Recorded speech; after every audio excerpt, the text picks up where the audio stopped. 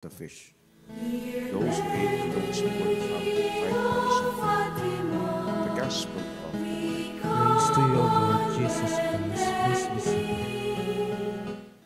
We have heard today the story of the multiplication of the loaves and the fish.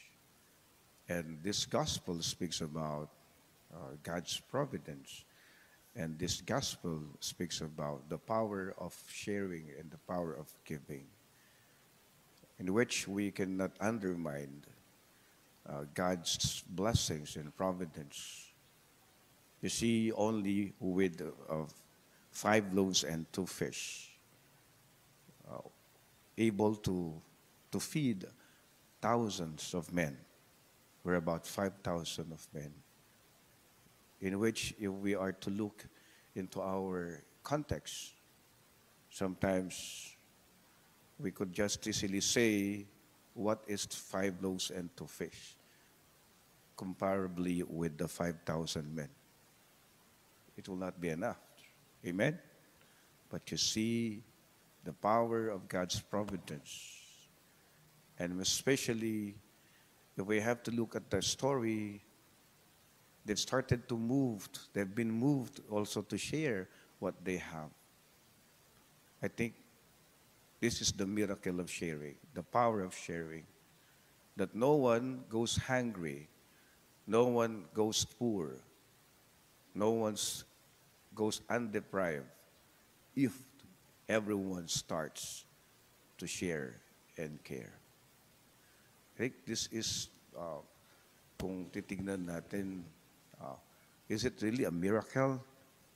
But we have to look at the other version of the story.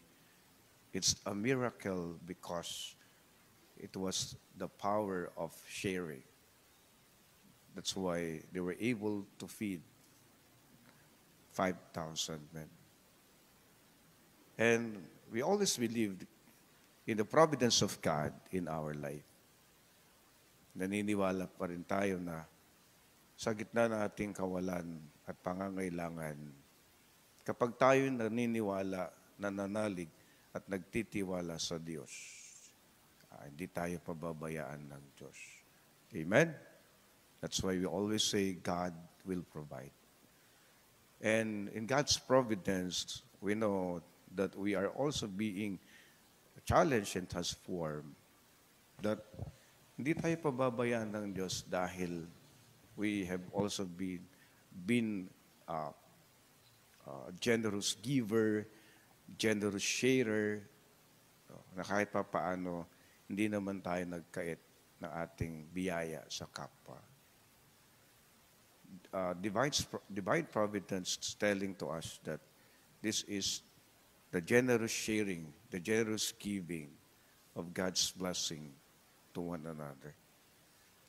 And in this journey of life, let us always remember that it's in giving that we are also being taken care of and being provided all our needs. Na sa ating kawalan, hindi tayo pababayan ng Diyos dahil hindi makakalimutan ng Diyos ang ating kabutihang loob at ang ating pagtulong sa kapwa. Remember, kindness will never go unanswered, and kindness will never go unrewarded. That's why we always remember that we should always be kind, good, and generous giver at all times and opportunities. Amen.